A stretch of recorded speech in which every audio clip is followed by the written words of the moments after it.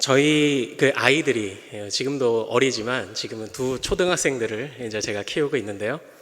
저희 아이들이 이제 더 어릴 때는 이제 더 귀여워서 우리 아이들을 붙잡아 놓고 이제 제가 자꾸 막 뽀뽀를 했었어요. 이렇게 막 붙잡아 놓고 뽀뽀를 하고 꽉 안아주고 이제 이런 일들을 자주 했었는데요. 그런데 이제 하도 아빠가 그러니까 때로는 아이가 이제 막 도망을 다닙니다. 그렇죠? 너무 하면 또 이제 막 싫어하잖아요. 그리고 막 뽀뽀하려고 그러면 이렇게 밀어내고 이제 이럴 때가 있지 않습니까? 하루는 제가 또 너무 이제 그 딸바보 아빠의 모습을 드러냈죠. 하도 뽀뽀를 하니까 저희 이제 막내 아이가 아빠를 자꾸 이렇게 밀고 막 도망을 다녔던 거예요. 그때 제가 저희 막내 아이한테 이렇게 얘기했습니다. 사랑하니까 뽀뽀해줘야지, 이렇게 대답을 얘기를 했어요. 그랬더니 저희 아이가 이렇게 말하는 거예요. 아니, 사랑은 하는데 좀 적당히 해야지, 이렇게 얘기를 한 거예요. 아빠가 사랑하는 것도 알겠고 나도 아빠를 사랑하는데 힘들게는 하지 말아야지, 이제 이렇게 얘기를 했던 거예요. 근데 제가 그때 약간 뭔가 머리를 하나 텅 얻어맞은 것처럼 약간 좀 미묘한 그런 생각이 들더라고요. 아, 그렇구나. 나는 사랑한다고 나름대로 하던 건데 이 아이가 불편함을 느꼈다면, 야, 이게 내가 제대로 사랑을 하고 있는 게 맞는 걸까? 이런 생각을 한번 또 해보게 됐던 그런 계기가 됐었거든요. 그런데 이제 이런 이야기들은 좀 애교로 넘어갈 수 있는 얘기죠. 그런데 제가 한 가지 이야기를 하나 더 드려보겠습니다. 이전에 사실 이름만 들으면 알만한 한 여자 연예인이 있었는데 이 남편하고도 워낙 금술 좋은 부부로 텔레비전에도 자주 나왔습니다. 근데 오래전 일이에요. 근데 어느 날 뉴스에 이 남편이 경찰에 붙잡혀가는 장면이 나오고 있는 겁니다. 왜 그런가 봤더니 이 여자 연예인, 즉 아내를 야구방망이로 폭행을 했습니다. 그래서 경찰에 끌려가던 그 남편을 붙잡고 기자들이 달려와서 물어본 거죠. 아내에게 하실 말씀이 있습니까? 그랬더니 이 남편, 폭행을 했던 남편이 뭐라고 했는지 아십니까? 저는 아내를 사랑합니다, 이렇게 얘기를 하고 경찰에게 끌려갔어요. 저는 아내를 사랑합니다. 그 아내를 폭행하면서도 사랑한다고 말했던, 도대체 이 남편의 마음에 이 남편이 말하는 사랑은 어떤 것이었을까요? 도대체 이 사람이 말하는 사랑이라는 것의 정의가 뭔지 저는 굉장히 궁금했습니다.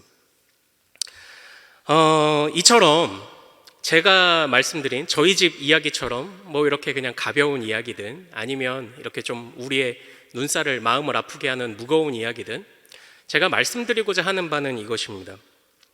많은 사람들이 사랑을 말합니다. 그러나 저마다의 사랑의 정의를 가지고 있습니다. 물론 우리가 사랑을 한다고 할 때 그게 저마다 다른 모습으로 나타나기 때문에 아, 사랑이 이렇게도 표현되는구나 해서 다채로운 사랑에 관해서 배우고 느낄 때도 있지만, 이처럼 말도 안 되는 상황 속에서도 이것이 사랑이 맞다고 말하는 그런 사람들이 우리 주변에는 생각보다 많이 있다라는 거죠. 우리에게는 그런 마음이 없을까요? 상대방을 불편하게 하면서도 사랑이라고 말하고, 사랑한다고 하지만 내 원하는 대로 하는 모습들이 우리 안에는 없습니까? 정말 나만 사랑한다고 말하는 것이 전부가 아니라 상대방도 그 사랑을 느껴야 진짜 사랑이 아닐까요? 그런 생각을 좀 한번 해보게 되었던 겁니다. 이제 이런 생각을 하나님과 우리와의 관계에 한번 적용해 보자고요.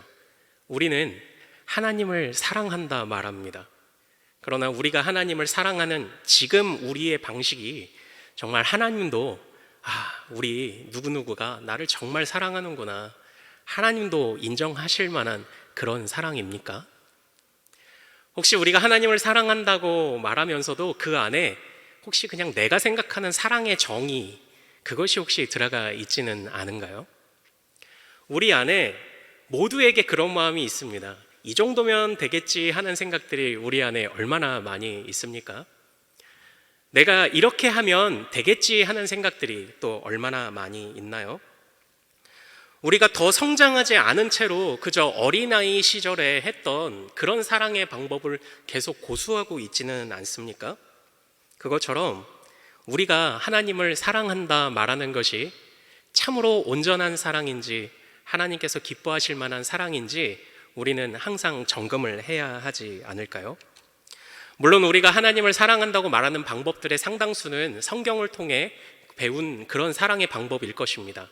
그래서 시간을 들이고 노력을 들이고 물질을 들이고 하면서 우리가 신앙생활이라는 것을 하고 있죠. 그러나 우리 방식대로의 사랑이 그 안에 담겨 있지 않습니까? 우리의 판단들이 담겨 있는 것이죠.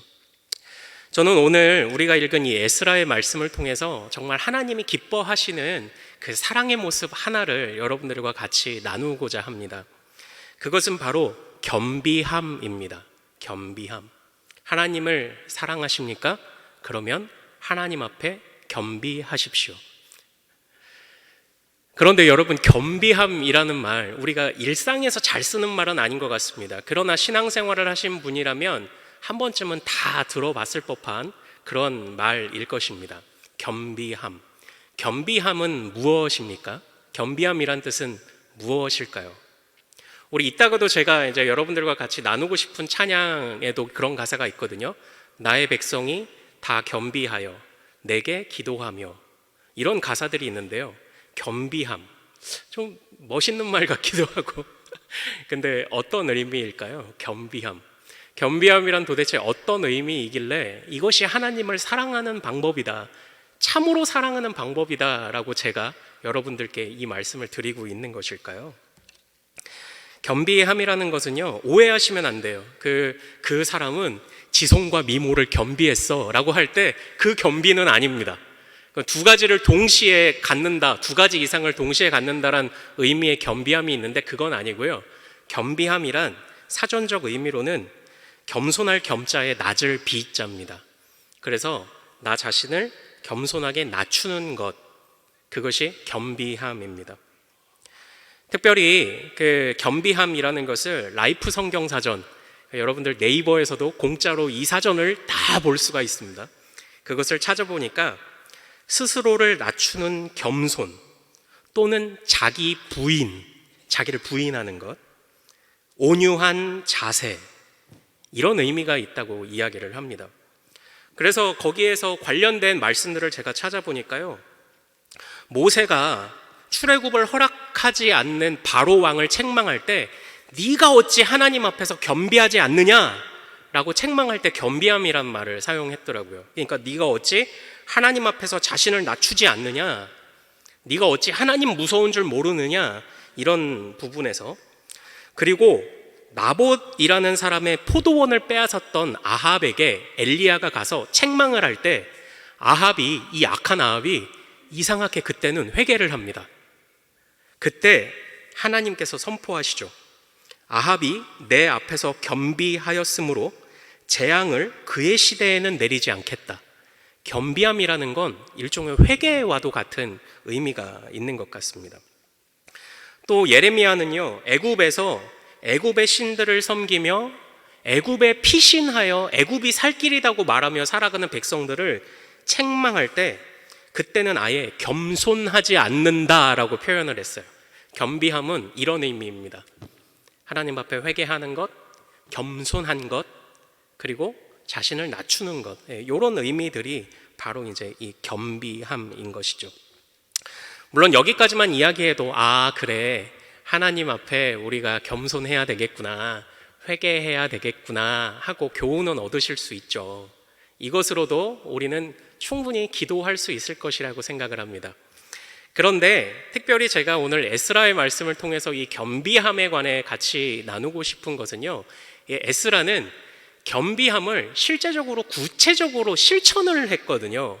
그래서 단순히 나를 하나님 앞에 낮춰야지 라는 정도의 차원을 좀 더 뛰어넘어서 우리가 구체적으로 어떻게 행동하는 것이 하나님 앞에 참으로 겸비함일까, 참으로 겸비하여 하나님을 참으로 사랑하는 방법일까, 이제 그 말씀을 오늘 여러분들과 같이 좀 나누고자 하는 것입니다. 오늘 말씀의 배경을 좀 설명을 드릴게요. 지난 시간에 벌써 몇 주가 한참 지났죠. 지난 시간에 제가 말씀드렸던 이 에스라의 말씀과 이제 이어지는 그런 부분인데요. 에스라는 바벨론에 끌려갔던 포로들이 2차로 귀환할 때에 그들을 이끌었던 지도자였습니다. 이미 에스라가 바벨론에서 2차 포로 귀환을 이끌 때에 그 당시에 이미 첫 번째 포로 귀환자들이 그 이스라엘에 도착했고 이미 성전을 다시 재건하여 완공한 그런 시점이었습니다.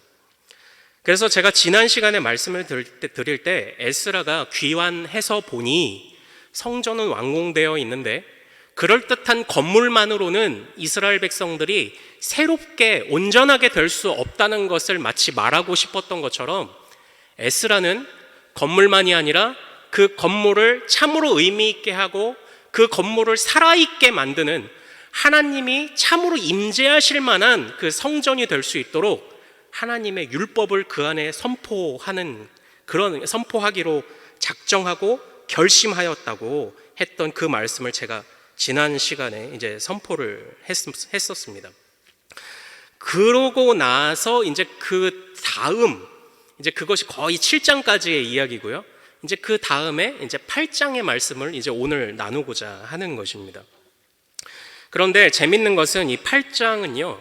7장에 이미 에스라가 도착하여 율법을 가르치기로 결심하였다라는 기록이 있는데 8장은 다시 과거로 회상하여 돌아가는 장면입니다.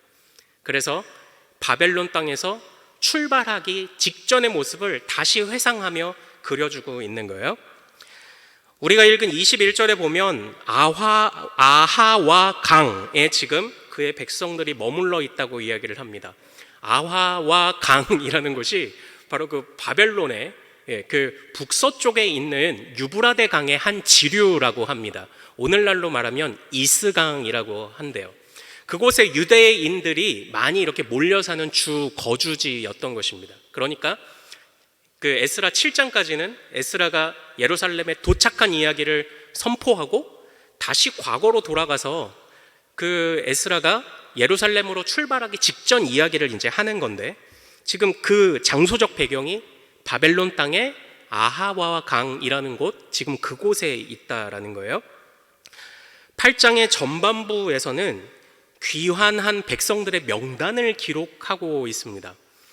이것을 보면서 저는 어떤 느낌을 받았냐면 마치 민수기와 같은 느낌을 받았어요. 민수기 때에 백성들의 숫자를 세지 않습니까? 그것처럼 귀환하기 직전에 백성들의 수를 세면서 지금 마치 이 바벨론에서의 탈출이 애굽에서의 탈출과 유사성이 있는 것처럼 성경이 이것을 기록하고 있어요.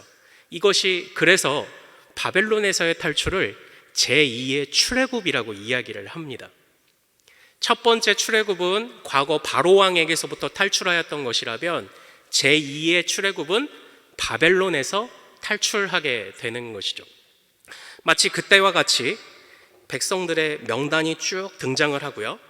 그리고 그 8장의 그 다음 본문에서는 백성들 가운데 에스라가 레위인들을 찾는 장면이 등장합니다.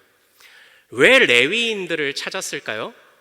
바로 하나님의 백성이 온전히 서기 위해서 모세가 시내산에서 율법을 받아 그의 백성에게 선포했던 것처럼 모세가 죽기 직전에 신명기의 말씀을 통해 율법을 다시 설교해서 하나님의 백성을 마땅히 하나님 백성 되게 하는 원리들 또는 하나님을 참으로 사랑하는 방법이 무엇인지를 알려주었던 것처럼, 그러니까 지금 이 출애굽기와 굉장히 이게 겹치는, 이게 굉장히 이제 재밌는 그런 그 모습들이 드러나는 거죠. 그것처럼 레위인들을 찾아서 그들과 함께 말씀을 준비하는 이제 그런 장면이 등장을 하고 있는 거예요. 그러니까 이 모습을 보면 에스라가 예루살렘에 도착했을 때 그냥 성전을 보면서 어떤 즉흥적으로 이제 말씀을 가르쳐야 되겠다라는 이 결심이 즉흥적인 게 아니었던 것이라는 것이 하나 증명이 되는 거죠. 에스라는 이 마음을 계속 품고 있었습니다. 하나님의 백성에게는 하나님의 원리와 하나님의 정신이 살아있어야 된다. 이제 이 마음을 이제 품고 있는 장면이 등장을 하는 거예요. 그러고 나서 이제 비로소 우리가 읽은 21절부터의 본문이 이어지는 것입니다. 자, 이제 21절에서 그 이후에 레위인을 세우고 그리고 그 백성들의 수를 세고 레위인을 세우고 그 이후에 에스라가 21절에서 무엇을 명합니까?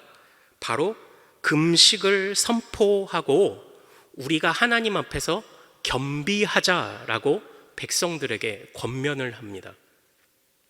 사랑하는 여러분, 여기서 우리는 참된 겸손, 참된 겸비함의 첫 번째 원리를 보게 됩니다. 그 원리는 무엇이었습니까? 금식입니다. 금식. 저는 이것이 오늘날 여러분들에게 금식하십시오 라는 것만을 말씀드리려고 하는 것은 아닙니다. 한번 저의 이야기를 잘 들어보세요. 에스라에게 있어서 실천적인 겸비함과 하나님 앞에서의 겸손함 첫 번째는 금식이었어요. 자, 한번 생각해 보십시오. 금식. 왜 금식을 할까요? 간구하는 제목들이 있을 때 금식을 하기도 하고요. 회개할 일이 있을 때 금식을 하기도 하죠. 곧 금식이라는 것은 하나님과 벌어졌던 자신의 영적인 비참함을 깨닫는 사람들이 하는 것이 금식입니다. 그럼 이 금식을 통해서 금식하는 자가 기대하는 바는 무엇입니까? 하나님께 다시 나아가는 것, 하나님과 우리와의 사이가 다시 가까워지는 것을 목표로 금식하는 것 아닙니까? 저는 이 말씀을 보면서 이스라엘 백성들이 가나안 땅에 있는 백성들과 전쟁을 하기에 앞서서 했던 행동 한 가지가 떠올랐습니다. 그것이 무엇이었나요? 할례였습니다. 할례라는 것은 우리 그 남자 성기의 표피를 베어서 그 상처가 아물 때까지 말하자면 일정 시간, 아무는 시간이 필요한 그러한 행동입니다. 이렇게 표현할까요? 일시적인 전투력 상실입니다.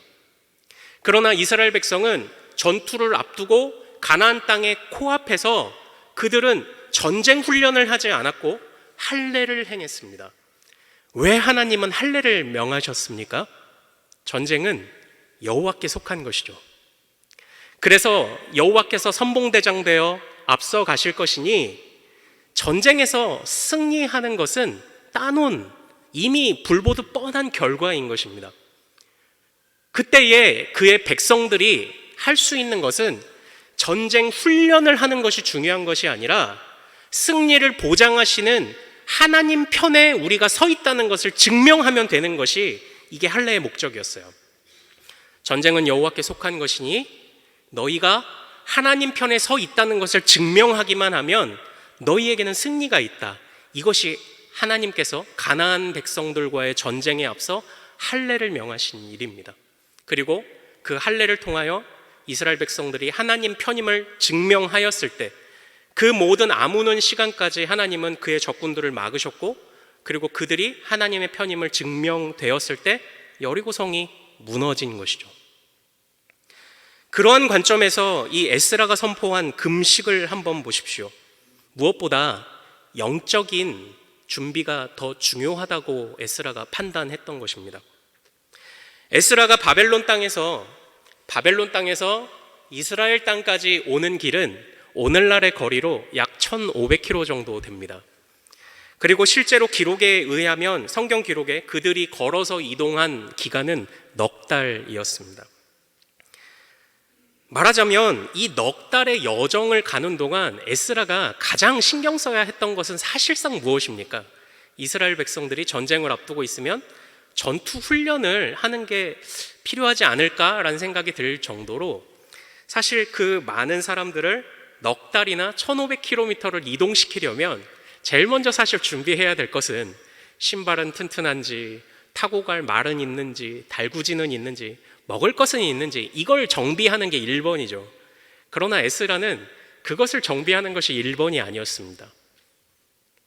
이것을 참으로 귀한하게 하시고 이 멀고 먼 여정을 참으로 성공하게 하시는 이는 하나님이시니 우리가 하나님의 편에 서 있는 백성이라는 것을 증명하는 것이 1번이라고 보았던 것이죠. 사랑하는 우리 모든 성도 여러분, 하나님 앞에 겸비함의 1번은 우리는 끊임없이 하나님 편에 서 있다는 것을 증명해야 한다라는 것입니다.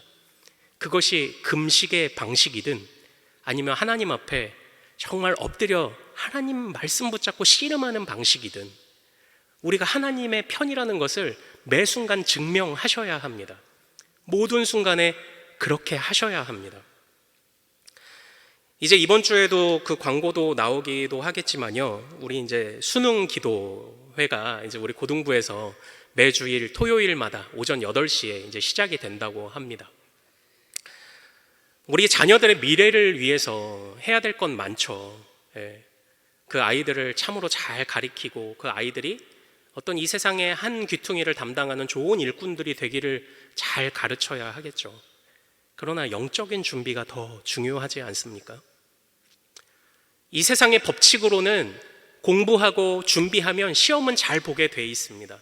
그러나 어떤 조건들을 갖추고 그리고 실력을 갖춘 사람이 어디에 쓰임받을지의 문제는 하나님의 손에 달려 있습니다. 1등은 될 수 있을지 몰라도 정말 꼭 필요한 사람이 될 수 있는가의 문제는 하나님이 하시는 일입니다. 하나님이 버리시면 1등도 버리실 수 있습니다. 그러나 하나님이 들어 사용하시면 꼴등도 사용하실 수 있는 것 아니겠습니까? 마찬가지로 이제는 또 우리가 학습 세례 입교의 때가 되었죠. 그런데 안타깝게는 우리 자녀가 학습 세례 입교를 하는데요, 이를 위해서 기도해 달라고 하신 분들이 여태까지 아무도 안 계셨어요. 학습 세례 입교는 수능 기도보다 못한 것입니까? 우리 자녀들을 영적으로 준비하는데 왜 부모된 여러분들 작정 기도 안 하세요? 왜 금식 기도 안 하시죠? 우리 자녀들이 참으로 이 5번의 이 짧은 교육 기간 동안 여태까지 그 아이들이 교육부서에서 다음 세대에서 배우고 익혔던 것도 물론 있지만 집중적으로 우리의 구원이 무엇인지, 신앙생활이 무엇인지, 믿음이 무엇인지를 배우는, 왜 이 시간들을 위해서 기도하지 않으시죠? 왜 기도 부탁하지 않으십니까? 영적인 준비에 관해서 우리는 잊고 지냈던 것은 아닌가요? 일시적인 전투력 상실, 이 세상 살려면 이것도 해야 되고 저것도 해야 되고 굉장히 해야 될 게 많습니다. 그러나 우리는 이 세상을 사는 사람들일 뿐이지 세상에 속한 사람들이 아닙니다. 우리는 세상에서의 전투력을 갖추기 위해 하나님의 편이 되어야 하는 사람입니다. 우리가 하나님의 편이 되는 것으로 이 세상의 전투력을 갖는 것은 충분합니다. 그러므로 영적인 준비를 하십시오. 모든 것에 있어서 하나님 편이라는 것을 증명하기 위해 애를 쓰고 헌신하는 여러분 되시기를 소망합니다. 이제 에스라가 보여줬던 실천적인 겸비함과 겸손함 두 번째를 한번 볼게요. 그것은 바로 22절에 있는 말씀인데요, 우리 성경을 찾아서 22절, 에스라 8장 22절 한번 같이 읽어보도록 하겠습니다. 자, 시작. 이는 우리가 전에 왕에게 아뢰기를 우리 하나님의 손은 자기를 찾는 모든 자에게 선을 베푸시고 자기를 배반하는 모든 자에게는 권능과 진노를 내리신다 하였으므로 길에서 적군을 막고 우리를 도울 보병과 마병을 왕에게 구하기를 부끄러워하였음이라. 아멘. 이 말씀에서 에스라는 좀 무모한 듯한 모습을 보입니다. 왕이 너희가 1500km나 이동을 해야 되니, 또 그 당시에는 그 비행기를 타고 이동하는 게 아니잖아요. 넉 달을 걸어가야 하니 너희들을 해하려는 도둑들도 있을 것이고 강도들도 있을 것이고 어려움이 많을 것입니다. 그래서 왕에게 요청하였으면, 왕이 기왕에 조서까지 써준 마당에 왕에게 요청했으면 이스라엘 백성들을 지켜줄, 넉 달 동안 보디가드를 해줄 마병과 군대도 요청할 수 있었습니다. 그런데 에스라는 좀 무모한 행동을 합니다. 그것을 요청하지 않았습니다. 그가 왜 요청하지 않았습니까? 하나님의 손이 자신들을 지켜주실 것이라는 확신이 있었기 때문이에요. 여기서 우리는 실천적인 겸비함과 겸손함 두 번째를 보게 됩니다. 그건 말씀을 참으로 믿는 것입니다. 근데 좀 이상하죠? 이 앉으신 가운데 성경 말씀을 믿지 않으시는 분은 아마 단 한 분도 계시지 않을 것입니다. 그런데 아니 목사님, 우리가 다 말씀을 믿으니까 지금 이 자리에 앉아있지, 말씀을 믿고 사랑하니까 들으려고 이렇게 와서 앉아있지, 말씀을 참으로 신뢰하는 것이 겸비함이라뇨. 이게 무슨 의미입니까? 라고 물으신다면 저의 이야기를 한번 잘 들어보세요. 우리 초대교회에 많은 성도들이 우리에게 참 귀한 유산들, 기록들을 많이 남겨 놓았는데요. 그때 말씀을 어떻게 우리가 배우고 익히고 공부하고 믿고 따를 것이냐의 문제에 있어서 1번 원칙이 있었습니다. 그게 뭐냐면 성경을 있는 그대로 믿을 것이에요. 근데 잘 한번 생각해 보십시오. 성경을 있는 그대로 믿을 것. 우리가 살아가면서 고난이 찾아오거나 어려움이 찾아오면 전능하신 하나님이라는 것을 날아가 버리죠. 신실하신 하나님이라는 것이 금방 잊혀져 버리지 않습니까? 우리는 사실 우리의 상황과 형편에 따라서 하나님을 원망하기도 하고 때로는 그 하나님을 의심하기도 합니다. 이렇게 얘기하니까 정말 내가 말씀을 있는 그대로 다 믿고 있었던 것은 아니었네 하는 생각이 혹시 드시지 않습니까? 우리 믿음의 조상은요, 왜 그렇게 그들이 박해를 받고 순교를 당해도 왜 그렇게 담대하고 기뻐했는지 아십니까? 그냥 말씀을 믿었기 때문이에요. 하나님은 승리하실 것이고요, 하나님은 악을 소멸시키실 것이고요, 하나님은 자신을 들어 저 영원한 나라에 이끌어 가실 것이기 때문에 그 모든 창과 검을 두려워하지 않았습니다. 이것이 어떻게 가능했냐고요? 그 사람들이기 때문에 가능했습니까? 아닙니다. 말씀을 그냥 믿었기 때문에 가능했습니다. 물론 신학이 발전돼 오면서 많이 정리도 됐지만 심지어 초대교회의 어떤 신학자들은 이런 글을 남기기도 했어요. 하나님께서 모든 것을 회복하신다고? 그러면 나중에 마귀 사탄도 다시 돌아오지 않을까? 이렇게까지 생각할 정도였습니다. 물론 이것은 나중에 신학이 잘 정리되는 과정에서 그 부분은 받아들여지진 않았지만 중요한 것은 그 정도까지 믿었다라는 것입니다. 선으로 악을 이기라. 참으로 선이신 주님은 악을 이기시는 분이구나. 그걸 믿었던 거죠. 말씀을 문자 그대로 믿었습니다. 어려운 일이 찾아오면 주님, 왜 우리에게 이런 일을 행하십니까? 그런 생각조차 하지 않았습니다. 주님이 뜻이 있구나. 선하신 주님의 뜻이 있구나. 우리가 하나님은 전능하십니다. 하나님은 살아계십니다. 하나님은 신실하십니다. 라고 말은 하지만 우리 중에 어려움이 찾아오면 이러한 고백들이 다 날아갑니다. 그러나 참으로 말씀을 믿는 자는 고난이 찾아오고 어려움이 찾아오도 하나님은 살아계십니다. 하나님은 전능하십니다. 하나님은 신실하십니다를 여전히 한결같이 고백하는 사람이 참으로 성경을 믿는 사람입니다. 오늘 에스라를 보십시오. 우리 하나님의 손은 자기를 찾는 모든 자에게 선을 베푸시고 자기를 배반하는 모든 자에게는 권능과 진노를 내리신다 하셨다. 사실 이 말씀은 신명기의 핵심 주제 아닙니까? 주님이 주님을 사랑하는 자는 그 사랑에 대해 은혜로 갚으시고 주님을 멀리하는 자는 징계하신다. 이것이 신명기의 그런 가르침이고 원리 아니었습니까? 에스라는 그걸 믿었습니다. 그저 그 말씀이 과거의 이야기만이 아니었습니다. 그것을 실제 믿었습니다. 그리고 에스라는 구름기둥과 불기둥을 믿었습니다.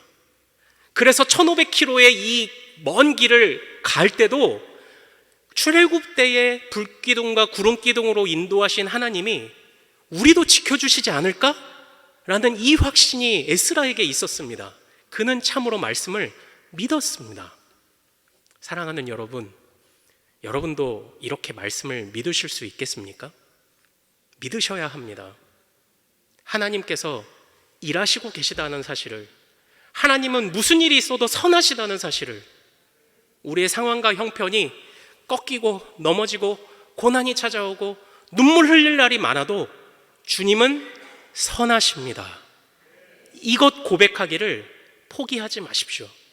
이것이 주님 앞에 우리가 보여야 할 실천적인 겸비함입니다. 우리의 생각이 먼저 앞서지 않는 것이죠. 항상 주님의 말씀이 먼저입니다. 주님의 뜻이 먼저인 것이죠. 하나님께서 참으로 우리에게 주신 말씀, 그리고 이러한 그 말씀을 신뢰했던 그 에스라의 그 간구가 응답이 되었습니다. 그래서 훗날 에스라 8장 31절에 보면 하나님께서 대적과 길에 매복한 자의 손에서 우리를 건지셨다라고 에스라가 찬양하는 장면이 등장합니다. 참으로 믿는 자에게는 그 믿음의 역사가 일어나는 줄로 믿으시길 소망합니다. 참으로 말씀을 믿으십시오. 이제 그 마지막으로 우리 세 번째, 실천적인 겸비함 세 번째를 볼 텐데요. 이 세 번째는 이미 여러분들이 다 알고 있는 것입니다. 바로 기도입니다. 기도. 에스라는 받은 말씀을 붙잡고 기도했습니다.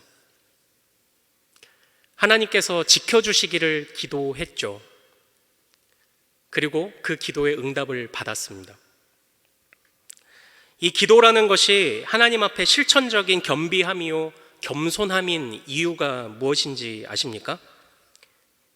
우리는 보통 말씀을 배울 때 말씀이 머리로 또는 지적인 동의가 되었을 때 만족하는 경향이 우리 안에 있습니다. 말씀을 들었을 때 그렇지, 그렇지. 그러나 그것을 우리 실제 삶에 녹여내는 데까지는 참 많은 과정들과 싸움들이 필요하지 않습니까? 기도는 바로 그것을 가능케 합니다. 참으로 말씀을 믿는 것을 그 말씀대로 살아낼 수 있도록 가능케 하는 것이 바로 기도인 것이죠. 오늘 이 에스라는요, 하나님 앞에 기도할 때에 한 가지 깨닫는 것이 있었어요. 바로 자기 백성을 징계하시는 하나님을 깨달았습니다. 이전에 이어져오던 말씀을 보면서 하나님은 하나님께 나아오는 자에게 선을 베푸시지만 하나님을 배반하는 자에게는 진노를 내리신다는 말씀을 들었고 믿었고 새겼죠. 그런데 기도하면서 그것을 실제로 살아낼 수 있게 되었습니다. 그래서 그때 그가, 보통은 우리가 말씀을 들을 때에, 말씀을 묵상할 때에 하나님이 어떻게 그의 백성들을 징계하실 수 있지? 이런 생각들을 이제 한 번쯤 해보죠.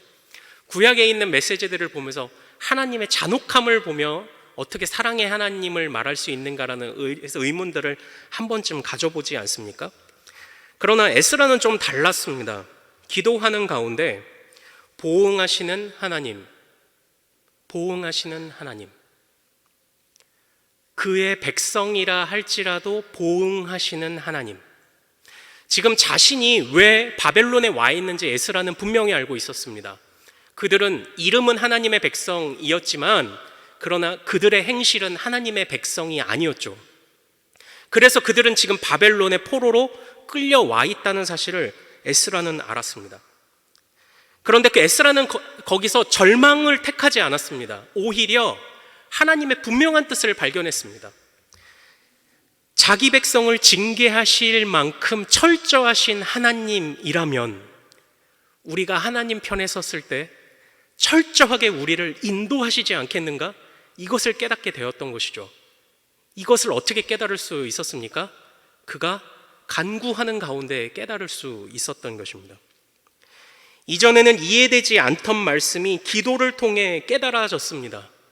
자기 백성까지도 징계하시는 하나님이라면 하나님은 선악이 분명한 기준을 가지고 계신 그런 하나님이 아니실까? 그렇다면 우리가 하나님 편에 딱 붙어 있다면 하나님은 참으로 우리를 저 고향 땅으로 다시 들어가게 하신다는 약속을 신실하게 이루시지 않을까? 이것을 이제 기도를 통해 배우는 거죠. 머리로 알게 된 말씀을 비로소 살아낼 수 있게 되는 것입니다. 그래서 그의 기도 가운데 담대함이 나왔습니다. 마병과 군대가 필요 없습니다. 하나님이 우리를 지키실 것입니다. 그래서 그는 1500km의 넉 달간의 길을 담대하게 출발할 수 있었던 것이죠. 무엇이 그것을 가능하게 했습니까? 기도가 그것을 가능하게 했습니다. 기도는요, 저는 이렇게 표현하고 싶어요. 기도는 누가 주인인가의 싸움을 하는 시간입니다.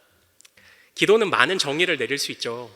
기도는 주님과의 대화입니다. 우리의 소원을 아뢰는 시간입니다. 많은 것으로 표현할 수 있지만 저는 이 기도를 누가 주인이냐의 싸움을 하는 그런 시간이라고 정의를 한번 내려보고 싶어요. 때로는 우리의 생각이 주인이 되고자 합니다. 때로는 말씀을 듣고 깨달았다 하면서도 여전히 내 방법이 주인이 되고자 합니다. 서두에 말씀드렸던 것처럼 하나님을 사랑한다고 말하지만 그 안에 자꾸 우리의 방법이 들어갑니다. 우리의 기준과 우리의 선이 들어갑니다. 그러나 기도는 우리의 그 모든 기준과 모든 생각들을 허물어뜨리는 시간입니다. 참으로 내가 나의 주인이 아니라 나의 주인은 주님이십니다를 고백하게 하는 시간입니다. 그래서 말씀으로 깨달았던 것을 실제 살아내게 하는 시간이 기도입니다. 그래서 기도보다 앞서서는 안 되는 것입니다. 기도를 통하여 싸워내야 하는 것입니다. 실제 우리가 더 성장하는 시간이 기도 시간인 것이죠. 말씀을 듣고 깨달으셨습니까? 그렇다면 기도하십시오. 말씀을 듣고 기도할 때 그 말씀이 사라지고 그 말씀이 더욱 풍성하게 우리에게 깨달음으로 다가올 줄로 믿습니다. 참으로 기도하시는 우리 여러분들 되시기를 소망합니다.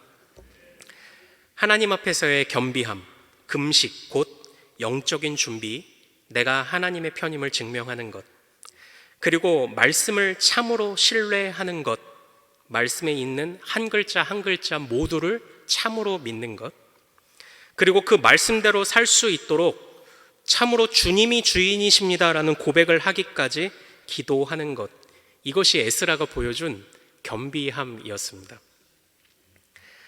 어떻게 보면 굉장히 단순하죠. 굉장히 기본적인 것이죠. 이전에 한 연예인이 정말 알콩달콩 잘 사는 것 같았는데 한 여자 연예인과 남자 연예인이 결혼을 했는데 어느 날 갑자기 둘이 이혼을 한다는 그런 기사가 또 났었습니다. 나중에 이제 각자를 인터뷰를 한 그런 시간이 있었는데 그때 이 아내가 이야기를 이렇게 했습니다. 저희 남편은 너무 바빴어요. 저희 남편은 가끔 저에게 큰 선물을 주었어요. 그러나 제가 필요할 때 그는 없었어요. 이런 얘기를 했었어요. 큰 선물을 주면 되겠다 생각했던 남편, 그러나 정작 외롭던 아내, 그것이 이혼의 이유라고 이야기를 하더라고요. 그것처럼 사실 우리가 서로 사랑을 한다는 것, 그것은 어떻게 보면 굉장히 소소한 일들이지 않습니까? 이렇게 표현할까요? 기본입니다. 기본을 하지 못하며 다른 커다란 것을 하면 사랑이라고 말하는 모든 것은 안 됩니다. 마찬가지로 우리가 하나님을 사랑한다 말할 때에 우리는 다른 큰 방법을 찾아 나설 필요 없습니다. 기본입니다. 기본. 우리는 다시 참으로 그 기본으로 돌아가야 합니다. 우리가 주님의 편이 되는 것, 주님을 참으로 사랑하는 것, 말씀을 믿는 것, 그리고 그 받은 말씀을 붙잡고 기도하는 것, 이것 외에 우리가 주님과 동행하는 또 다른 왕도가 있을까요? 기본입니다. 기본을 잘 해야 됩니다. 기본을 못해서 망하는 것이고 기본을 못해서 헤어지는 것 아닙니까? 마찬가지로 하나님 앞에서 이 기본을 다 하시는, 이 기본을 다 해내는 것이 참된 겸손이요 겸비함이라는 것을 기억하시는 여러분들 되시기를 소망합니다. 이 기본을 못하는 모든 순간, 모든 행위가 다 교만함입니다. 주님을 주인으로, 왕으로 인정하지 않는 것입니다. 주님을 왕으로 인정하지 않는데 어떻게 주님의 편이 되고자 애쓸 것이며, 주님을 왕으로 인정하지 않는데 어떻게 그분 말씀이 무엇보다 앞서야 한다고 고백할 수 있으며, 주님을 왕으로 섬기지 않는데 어떻게 내 생각을 잠재우는 기도를 할 수가 있겠냐고요. 그런데 이 기본을 못해서 무너진다고요. 사랑하는 우리 모든 성도 여러분들, 에스라와 같이 스스로 겸비하십시오. 기본을 다 하십시오. 주님을 주님의 방법으로 참으로 사랑하십시오. 말씀을 신뢰하며 몸부림쳐 기도하십시오. 왕도는 없습니다. 그때 주님께서 다시 이 백성들이 귀환하는, 그리고 다시 제2의 출애굽을 경험하게 하셨던 것처럼 오늘날 우리를 얽매이고 우리를 움켜쥐고 있는, 우리의 발목을 붙잡고 있는 그 모든 문제들에 대하여 영적인 출애굽을 또 허락하시지 않겠습니까? 하나님 앞에 기본을 다하며 나아갑시다. 그때 하나님의 역사가 여러분들에게 일어날 줄로 믿습니다. 우리 오늘 말씀 붙잡고 같이 찬양하며 좀 기도하기를 원합니다.